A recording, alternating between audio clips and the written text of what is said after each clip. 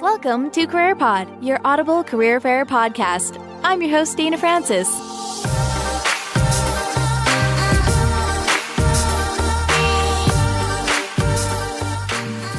Intermission, a pause or break, and that's exactly what I'm doing this month because I have a little side project on the go.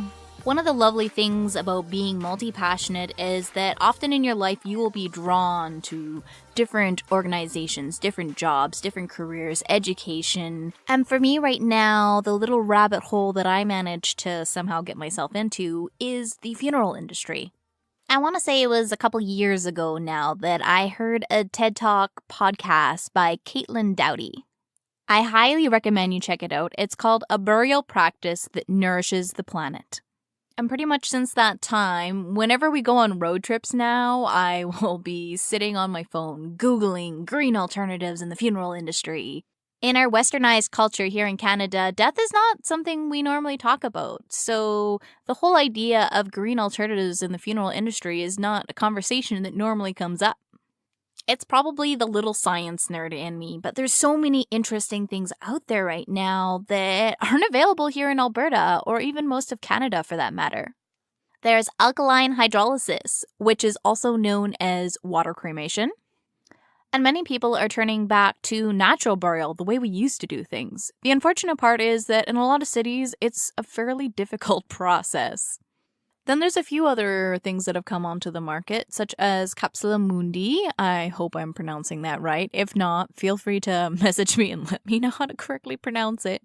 It's basically you get put into this pod-like container, which then eventually decomposes your body and you grow into a tree, which I can't think of anything more beautiful than being part of a tree one day.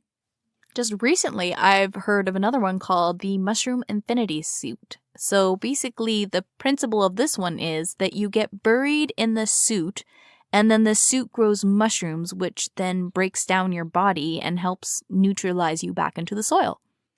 Another technology called Promission or Promesian, once again, correct me on the pronunciation.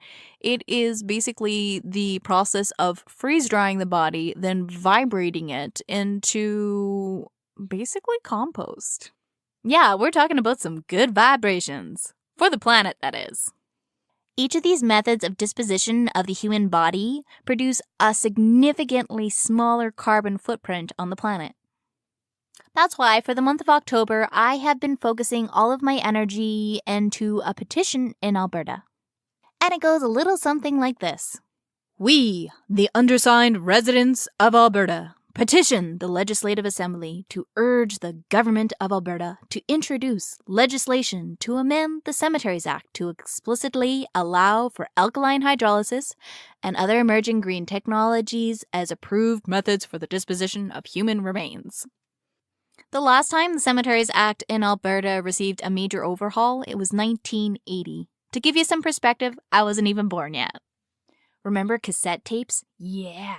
And record players? Yeah. Those were all around back then. Unfortunately, of course for very good reason, the entire funeral industry is just mired in regulation and rules, which I 100% appreciate because I would not want to have to worry about my daughter going to school one day and being like, "Look, Mommy, I found a hand." I also believe that there has to be evidence that these are safe means of disposition. So in the case of alkaline hydrolysis, this technology has been around since the 1800s and commercially since the 90s. Alkaline hydrolysis is an accelerated form of what happens in nature. So water, alkali, and pressure are used to break down the body into its most basic compounds of amino acids, sugars, salts, and peptides. Much like in your regular flame-based cremation, what you're left with is bones. Those bones are then dried and thrown into a machine called a cremulator, which breaks it down into the fine dust that you're used to or accustomed to as cremated remains. Because the process is a lot gentler on the human body, you are left with up to 20% more remains, and all medical implants, whether it be like stents or pacemakers, those will all come out shiny and new, whereas in a regular flame-based cremation, those items are all destroyed. This is where the idealist in me just gets so excited because I think about all of these medical implants and the fact that we could be reusing them to save other people's lives. So a lot of the time when people think of breaking a body down with chemicals, the very first images that come to mind is something right out of a gangster film, getting rid of the evidence. Where is that's not the case. Alkali is not acid. It's actually, there's two things that are commonly used. So potassium and sodium hydroxide, which are also things you will commonly find in your soap and your shampoo because they do a wonderful job of breaking down dead skin. I liken it to going out in a really, really, really warm bubble bath. And this warm bubble bath has less than 1/10 the carbon footprint of regular flame-based cremation. I can totally appreciate that this might not be for everyone, but it's working in Saskatchewan, Quebec, and Ontario. Much like in life, I believe it's your body, your choice, and there really isn't that many choices in Alberta, so I want to change that. I have two end goals with this petition. Mostly, I just want to create awareness. And, in an ideal world, I want the Alberta government to smarten up and give us some more options because in life, we would never accept having only 3 options for anything.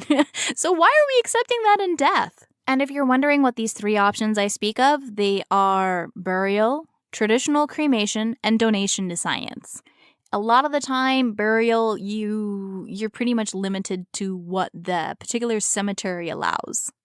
The sooner you start planning for end of life, it will take a burden off of your shoulders. I think it's really important because we never know when something might happen. You might be in a car accident and be brain dead. You don't like to think that these things could happen to you. But I know for me, after the birth of my daughter, I had a series of complications which led to cerebral edema, which is basically a lot of pressure on your brain from fluids building up, and I was not there. You couldn't ask me a simple question as to even what my own name was. So that's me in a nutshell for this month. If you want to get a hold of me, you can find me on Instagram and Twitter at CareerPod, and we will be back on November the 1st with another new episode. Thanks so much for listening.